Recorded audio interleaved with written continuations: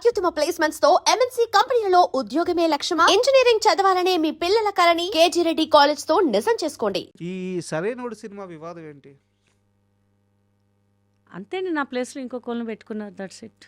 కానీ చెన్నై. మీరు ఆ టైంలో బాగా హట్ అయ్యానండి నేను చాలా. ఉమ్, ఎందుకంటే మనకి చెప్పింది ఒకటి, వాళ్ళు అక్కడికి వెళ్ళాక చేసింది ఒకటి. ఫస్ట్ మీకు చెప్పారు అది? అవును, చెప్పారండి. ఆ, కోడైరెక్టర్ గారు చెప్పారు, మీరు క్యారెక్టర్ మంచి క్యారెక్టర్ అమ్మా అదమ్మా అని చెప్పి. సరే అని చెప్పి వెళ్ళాను. కట్ చేసి ఆ అమ్మాయి చేస్తుందంట క్యారెక్టర్. మీరు సెట్కి వెళ్ళారా? సెట్కి వెళ్ళా, సాంగ్లో కొంచెం ఉన్నాను నేను. ఉమ్, ఇక వెళ్ళి కమిట్ అయిన తర్వాత తెలిసింది అది మనకి. ఉమ్. సరే వదిలేసి వచ్చేసానండి. ఇంకా ఇది అవమానం కాదా? అవమానమే, బట్ కొన్ని కొన్ని ఉంటాయండి, చూసి చూడనట్టు వదిలేసి వెళ్ళిపోవాలి అడిగారా? అంటారు కదా. భయపడగారు అడిగారా మీరు? అడగలేదండి. ఉమ్, ఆయన ఇప్పటికంటే రెస్పెక్టే. ఆయన సినిమాల నుంచి మాట్లాడుతుంటాను, సార్ ఏంటి సార్ ఏదైనా ఉంటే చెప్పండి, ఉంటే చెప్తానమ్మా అని చెప్పి చెప్తుంటారు. నాకు తెలిసి ఆయన దాకా వెళ్ళిందో వెళ్ళలేదో తెలీదు, ఉమ్. బట్ జరిగిపోయింది అంతే. ఇంకా అనిల్ రావిపూడి గారితో ఇష్యూ ఏంది మీకు? రాజా ది గ్రేట్కి నన్ను కో డైరెక్టర్ సంథింగ్ ఎవరు కాల్ చేశారండి, మేనేజర్. కో డైరెక్టర్ ఫోన్ చేసి, అమ్మ ఇట్లా ఉంటుంది మీకు, అవుట్డోర్ ఉంటుంది, ఒక 1 month ఉంటుంది షూట్, అది ఇది అని చెప్పారు. ఒక 2 days నేను నెంబర్ ఫీడ్ చేసుకోలేదు ఇంకా అయింది. సరే ఉంటుంది కదా అని చెప్పి తర్వాత నేను ఫోన్ చేయాలి, ఫోన్ కలవాలా అసలు నాకు. ఏంటి ఒక 1 week అయిపోయింది, అసలు ఏంటి సార్ కాస్ట్యూమ్ ఏంటి సార్, రెమ్యునేషన్ ఏంటి, మనం రేట్స్ తెలుసుకోవాలి కదా అని ఫోన్ కలవట్లే అసలు ఏంటి ఎందుకు కలవట్లేదు అని నేను వదిలేసా. సినిమా కట్ చేస్తే అసలు ఏంటి ఆ క్యారెక్టర్ ఎవరైనా చేశారని చెప్పి ఫస్ట్ డే మార్నింగ్ వెళ్తే వేరే అమ్మాయి చేసింది ఆ క్యారెక్టర్. నేను ఒకసారి అనిల్ గారు ఒక ఫంక్షన్లో కలిస్తే చెప్పాను, అనిల్ గారు ఏంటండి నాకు చెప్పారు వేరే వాళ్ళని పెట్టుకోవడం భావ్యమా అండి సార్ ఇదని ఫ్రాంక్గా అడిగాను. అయ్యో నాకు తెలియదండి అన్నారు ఆయన. తెలుసు నేను మీకు చెప్పేవాళ్ళని కదా అంటే, లేదు సార్ మీ ఆఫీస్ నుంచి కాల్ వచ్చింది నాకు, ఇట్లా 1 month కావాలన్నారు సార్, మళ్ళీ చెప్పలేదు సార్, నేను చాలా హట్ అయ్యాను సార్, ఏం అనుకోద్దండి. అది నాకు తెలియదమ్మా, నాకు తెలుసుంటే నేను చెప్పేవాళ్ళని కదా అని చెప్పారు. సరే ఓకే సార్ అని చెప్పి ఇంకా వదిలేశానండి నేను చెప్పే ఒక 1 month వెయిట్ చేసాను సార్, వేరే 2 సినిమాలు వచ్చాయి మాకు, బీయింగ్ ఏ ఆర్టిస్ట్ వచ్చినాయి వదులుకోవద్దు, కానీ మీది మంచి పెద్దది కాబట్టి రవితేజ గారు పక్కన కాబట్టి కరెక్ట్. సరే నేను వద్దనుకుని వాళ్ళకి వద్దని చెప్పేసి వాళ్ళు అన్నారు, ఇంకా ఆలోచించుకొని చెప్పండి. లేదు నాకు పెద్ద సినిమా అవకాశం వచ్చింది, నో డౌట్ అండి, వాళ్ళు ఎక్కడ అవుట్డోర్లో ఉండి ఉంటారులే, ఫోన్ కలవలేదు కదా అనుకున్నాను, బట్ మొత్తానికి పోయిందంతా. నా దగ్గర ఒక సీరియస్ క్వశ్చన్ ఉంది, చాలా సీరియస్ క్వశ్చన్. మీరు సీరియస్? ఓకే దానికి సమాధానం చెప్పాల్సిన మనిషి మీరే. ఓకే అండి. ఈ మధ్యకాలంలో మోహన్ బాబు గారి యూనివర్సిటీ మీద రకరకాల ఆరోపణలు, రకరకాల వివాదాలు, ఆర్థికపరమైన ఆరోపణలు చాలా వస్తున్నాయి. మీ బాబుని, మీ 2 పిల్లల్ని మీరు చదివించింది అక్కడే. అవును, ఒక బాబు, పెద్ద బాబుని అక్కడే చదివించారు. అవునండి. మేబీ అంటే మీకు ఫ్రీ అయ్యి ఉండొచ్చు అక్కడ, విష్ణు గారి. అవును, ఫ్రీ అండి, ఫ్రీయే. బట్ యూనివర్సిటీ ఎలా ఉండేది నిజంగా? మోహన్ బాబు గారి యూనివర్సిటీలో అన్ని ఆర్థిక అవకతవకలు జరుగుతున్నాయా, లేకపోతే చదువు అలా ఉంటుందా? ఎందుకు ఇన్ని విమర్శలు ఆ యూనివర్సిటీ మీద ఈ మధ్యకాలంలో వచ్చినాయి? మొన్నటిదాకా నెంబర్ 1గా ఉండింది, ఎందుకు? ఎవరు సృష్టిస్తున్నారు? ఇవి నిజమా అబద్ధమా? యాజ్ ఎ పేరెంట్గా, మీ పిల్లవాడు అక్కడ చదివాడు కాబట్టి యాజ్ ఎ పేరెంట్గా మీ ఒపీనియన్ చెప్పండి. నేనైతే ఎక్కడ చూడలేదండి, చాలా బాగా చూసుకుంటారు పిల్లల్ని. 2 years చదువుకున్నా. ఇప్పుడు బాగాలేదు యూనివర్సిటీ అని చెప్పేస్తే నేను 1 monthలో 15 రోజులు తెలిసిపోయేదండి మా బాబు. ఎక్కడ కాంప్రమైజ్ కాడు వాడు. ఇంకా ఏదైనా బాగాలేకపోతే నేను మొహమాటంగా చెప్పేస్తాడు, మనకు ఫ్రీగా ఇస్తున్నాము అది అని ఏం కాదండి.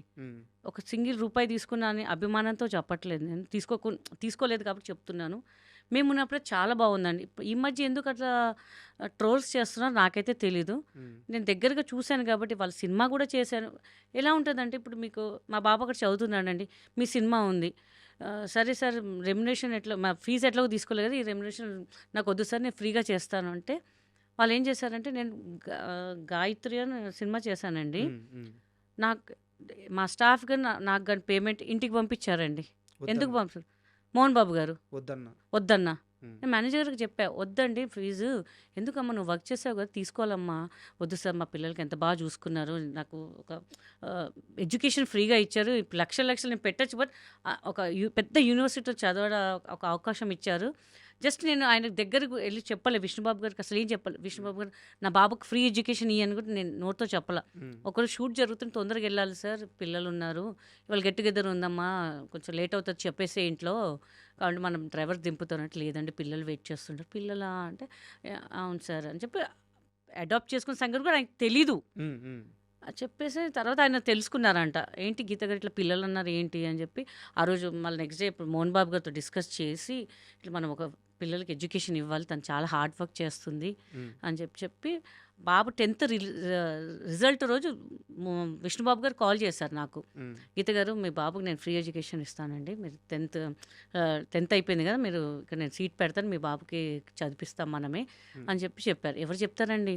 కరెక్ట్. సొంతగా ఎంత పని చేసినా ఏం చేసినా ఎవరు చెప్పరు. ప్లస్ ఒక రూపాయి తీసుకొని నా చేసిన డబ్బులు కూడా ఎక్కడ మరి చేసిన ఒక 10,000 15,000 కాదు, నాకు వచ్చే రెస్పెక్ట్ కరెక్ట్గా అంత డబ్బులు ఇచ్చారండి ఆయన. ఉమ్, గీత గారు ఎంత తీసుకుంటారు? పలానా అంతే ఇవ్వండి అని చెప్పి. ఇప్పుడు ఆయన తక్కువ చేసి ఇస్తే ఇవ్వచ్చు కదండి, లేకపోతే డబ్బులు ఎందుకులే, ఆ పిల్లలకి ఫ్రీ ఎడ్యుకేషన్స్ ఎందుకు మనం డబ్బులు ఇవ్వాలని ఆలోచించవచ్చు.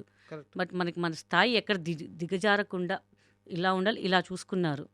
సో ఈ మధ్య మళ్ళీ ట్రోల్స్ ఎందుకు వస్తున్నాయో నాకు కూడా అర్థం కావట్లేదండి. కానీ చాలా మంచి ఎడ్యుకేషన్ అని చెప్తున్నాను కదా, నాకైతే హ్యాపీ అనిపించింది. ఇంకా మా బాబు ఇంకా 2 years అయిపోయింది కదా అని చెప్పేసి ఇక్కడ మా మదర్ మిస్ అవుతున్నానని చెప్పి తీసుకొచ్చాను తప్ప, లేకపోతే ఇంకా అక్కడే మంచి జాబ్ కానీ అన్నీ చూపిస్తా అని చెప్పారు. ఎవరు చూపిస్తారండి? సొంత వాళ్ళు కూడా ఎవరు చూపించారు. ఆయన ఎవరో తెలీదు, ఆయన సినిమాలు కూడా అంతగా చేయలేదు, నేను రెగ్యులర్ టచ్ కూడా లేను అసలు. ఎప్పుడో ఒకసారి హాయ్ అండి అంటే హాయ్ అని చెప్తాను అంతే. సో ఎందుకు ట్రోల్ చేస్తున్నా నాకైతే అర్థం కావట్లేదు. కావాలని ట్రోల్ చేస్తున్నారేమో అనిపిస్తుంది నాకైతే. ఉమ్, ఎందుకంటే ట్రోలింగ్ అంటే ముందటి నుంచే ఉండాలి కదా, అంత పెద్ద యూనివర్సిటీకి పర్మిషన్ ఎందుకు ఇస్తారు? రజనీకాంత్ గారు చాలా పెద్ద పెద్ద వాళ్ళు వచ్చారు. అవును. నిన్న మొన్నటి దాకా మోహన్ బాబు గారి యూనివర్సిటీ అంటే మామూలు పేరు కాదు.